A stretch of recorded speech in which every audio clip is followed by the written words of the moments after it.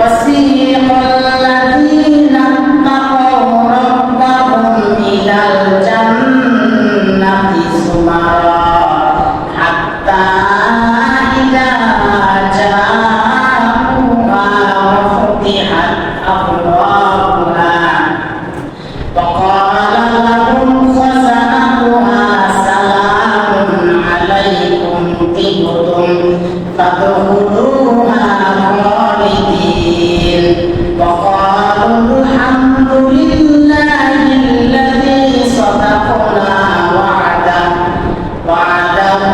وأورثنا الأرض نتبوأ من الجنة حيث نشاء فنعم أجر العاملين إن الله وملائكته يصلون على النبي يا أيها الذين آمنوا صلوا عليه وسلموا تسليما اللهم صل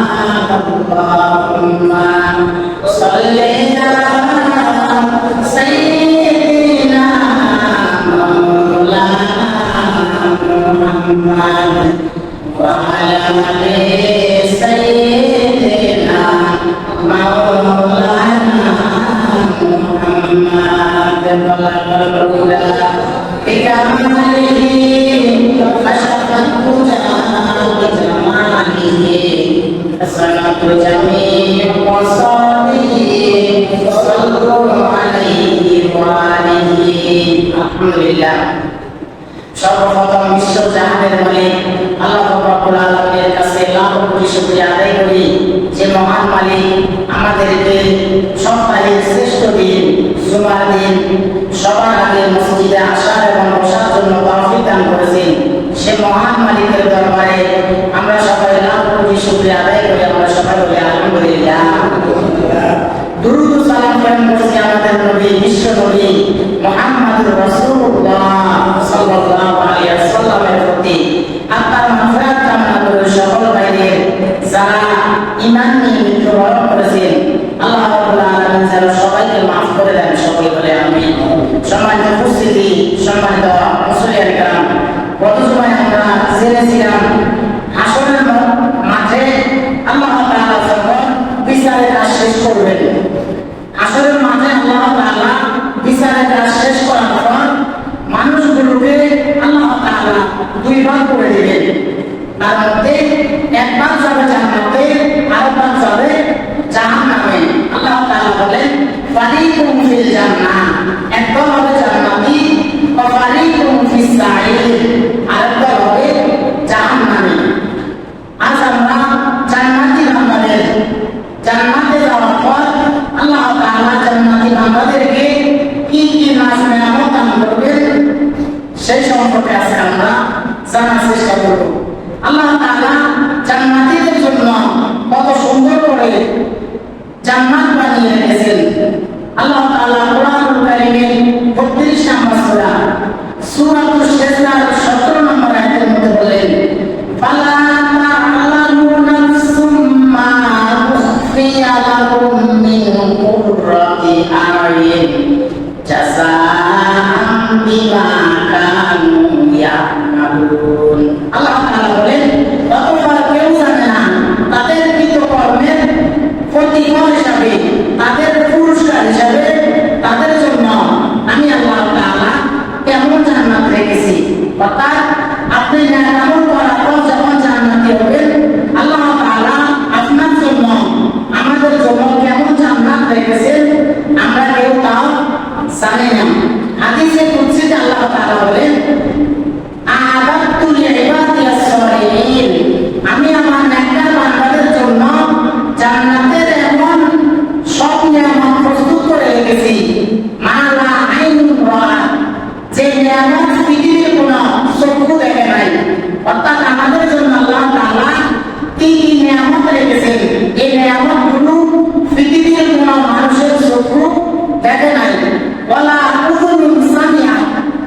নিয়ামতের কথা পৃথিবীর কোনো কান শুনে নাই।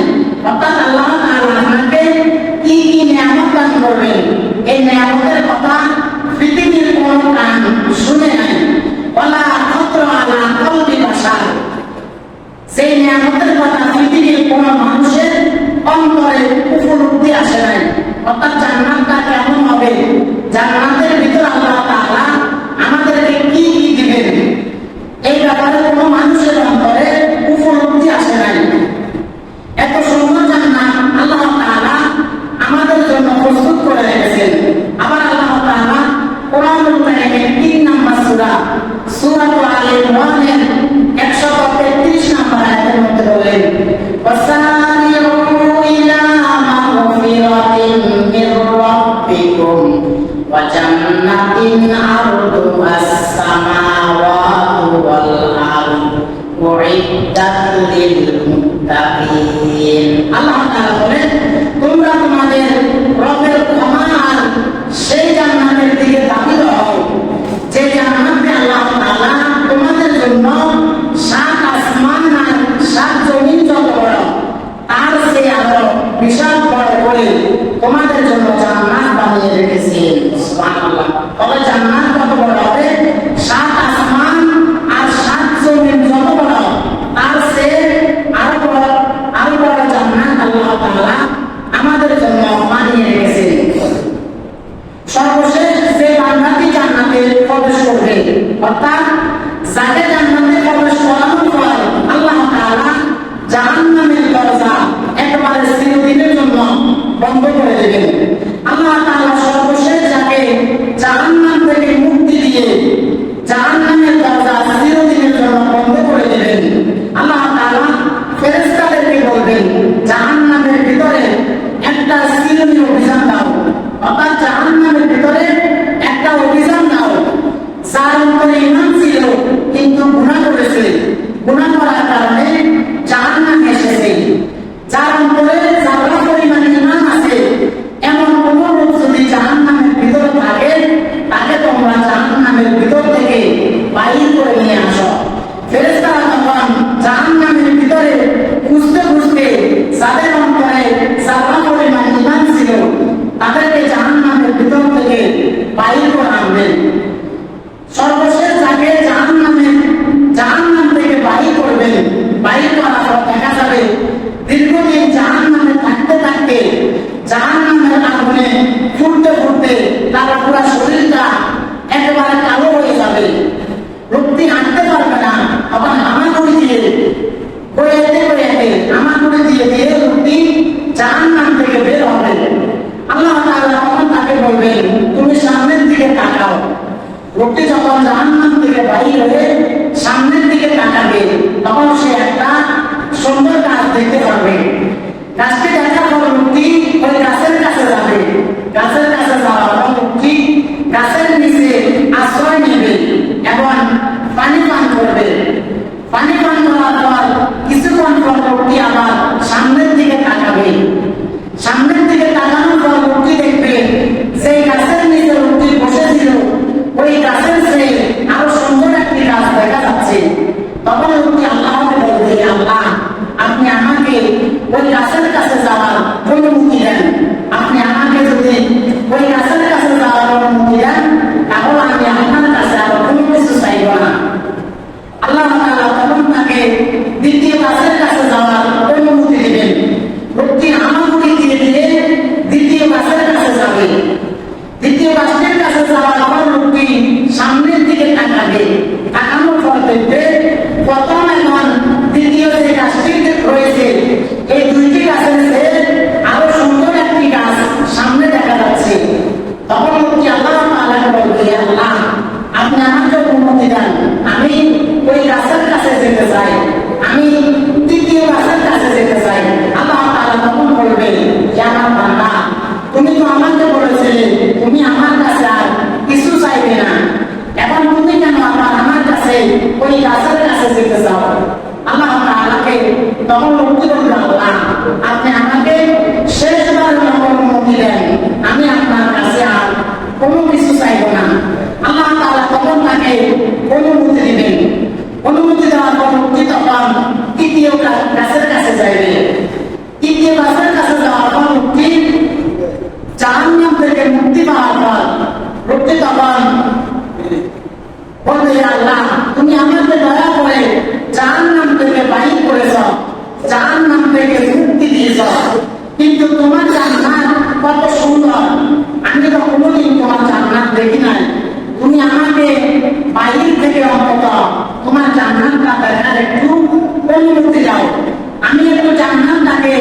বাইরে থেকে দেখতে চাই। আল্লাহ তাআলা তখন বলবেন, তুমি তো আমাকে বলেছিলে আমার কাছে আর কিছু চাইবে না, এখন তুমি আমার কাছে কেন চাইতেছ? বান্দা তখন বলবে, আল্লাহ এটা আমার একেবারে শেষ চাওয়া, তুমি আমাকে বাইরে থেকে জান্নাতটা দেখার অনুমতি দাও। আল্লাহ তাআলা তখন তাকে বাইরে থেকে জান্নাতটা দেখার অনুমতি দিবেন।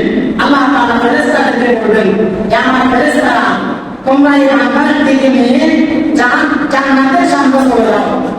এই বান্দাটি বাইরে থেকে জান্নাতটি দেখবে। যখন জান্নাতের সামনে যাবে, যাওয়ার পর আল্লাহ বলবে, আল্লাহ বাইরে থেকে তো জান্নাতটা সুন্দরভাবে দেখা যায় না, আপনি আমাকে একটু অনুমতি দেন, আমি একটু জান্নাতের ভিতরে গিয়ে জান্নাতটা একটু দেখতে চাই। জান্নাতটা দেখে আমি আমার বাইরে হয়ে আসবো। আল্লাহ তাআলা তখন বলবেন, বান্দা তুমি তো বারবার আমাকে বলতেছ তুমি আর আমার কাছে কিছু চাইবে না।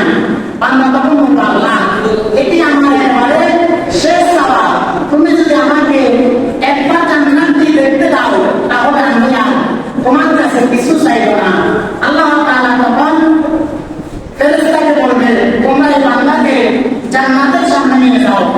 যখন জান্নাতের গেটের সামনে আনবে, তখন ফেরেশতারা তাকে জান্নাতের ভিতরে ঢোকার অনুমতি দিবে না। ফেরেশতারা যখন তাকে জান্নাতের ভিতরে ঢোকার অনুমতি দিবে না, বান্দা তখন বলবে, আমি তো আল্লাহ তাআলার কাছ থেকে অনুমতি নিয়ে এসেছি, আল্লাহ তাআলা তো আমাকে জান্নাতের ভিতরে ঢোকার জন্য অনুমতি দিয়েছেন, তোমরা কেন আমাকে জান্নাতের ভিতরে ঢুকতে দিচ্ছ না? ফেরেশতারা তখন বলবে, তোমার মতো কালো মানুষ জান্নাতে প্রবেশ করতে পারবে না। অর্থাৎ বান্দা দীর্ঘদিন জাহান্নামের আগুনে জ্বলতে জ্বলতে তার পুরো শরীরটা একেবারে কালো হয়ে গেছে। নবীজি এক হাদিসে বললেন, কোন কালো মানুষ জান্নাতে প্রবেশ করবে না, এমন কোন বুড়া মানুষ জান্নাতে প্রবেশ করবে না। নবীজি যখন এই কথা বলতে লাগলেন, তখন সাহাবায়ে কেরাম কান্নাকাটি করতে লাগলেন। সাহাবায়ে কেরাম যখন কান্নাকাটি করতে লাগলেন, নবীজি তখন তাদেরকে বললেন, আমার উম্মতেরা, তোমরা যারা জান্নাতি হবে, আল্লাহ তাআলা তোমাদের চেহারাকে সাদের চেয়ে আরো সুন্দর বানিয়ে তোমাদেরকে জান্নাতে প্রবেশ করাবে। সুবহানাল্লাহ।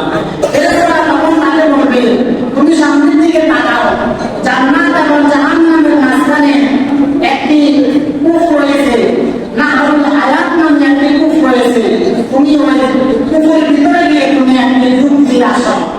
বান্দা তখন নাহরুল হায়াত নামে যে কূপটি রয়েছে, ওই কূপের ভিতরে গিয়ে একটি ডুব দিয়ে আসবে।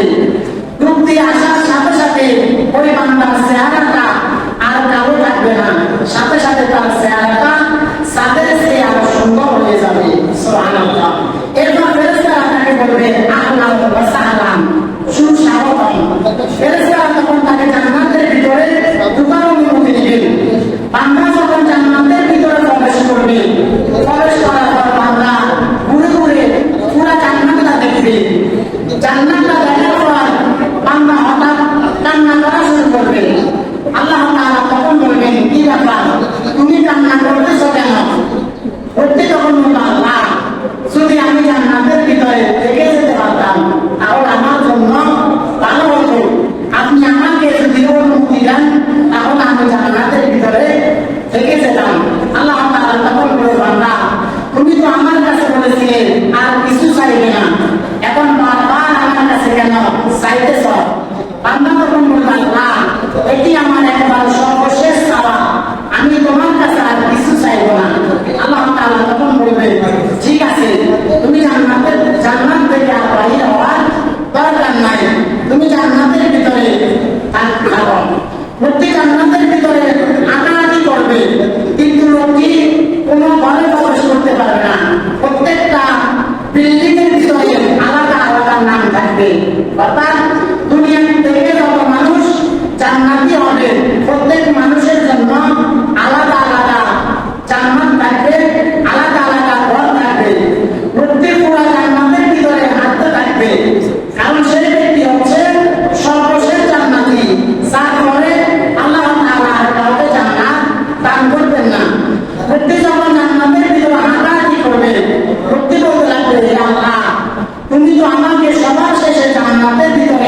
প্রবেশ করিয়েছ, কিন্তু আমার তো মনে হয় জান্নাতের ভিতরে সব জায়গা দখল হয়ে গিয়েছে, আমার জন্য আর কোনো জায়গা নাই।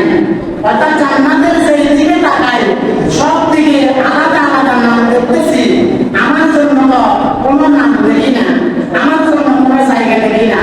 আল্লাহ তাআলা তখন বলবেন, ইয়া আমার বান্দা, আমি তোমার জন্য কত বড় জান্নাত রেখেছি শুনো। তুমি তো সর্বশেষ জান্নাতি, তুমি তো সবার শেষে জান্নাতে এসেছ।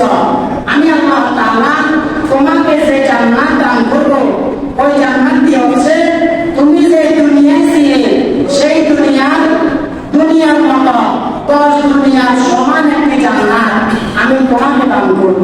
সুবহানাল্লাহ। তাহলে সর্বশেষ যে ব্যক্তি জান্নাতে যাবে, ওই ব্যক্তিকে আল্লাহ তাআলা এই দুনিয়ার মতো 10 দুনিয়ার সমান একটি জান্নাত দান করবে। সুবহানাল্লাহ। এই জান্নাতকে আল্লাহ তাআলা কিভাবে উৎপাদন করবেন? জান্নাতকে আল্লাহ তাআলা যাকে দিয়ে উৎপাদন করবেন, তিনি হচ্ছেন আমাদের নবী, বিশ্ব নবী মুহাম্মদুর রাসূলুল্লাহ সাল্লাল্লাহু আলাইহি ওয়াসাল্লাম। মুসলিম শরীফের বর্ণনায় একটি হাদিস এসেছে, হযরত আনাস বিন মালিক রাদিয়াল্লাহু তাআলা আনহু হাদিসটি বর্ণনা করেছেন। তিনি বললেন, বিশ্বনবী সাল্লাল্লাহু আলাইহি ওয়াসাল্লাম বলেছেন, আতি বাবাল জান্নাতি ইয়াউমাল কিয়ামাহ।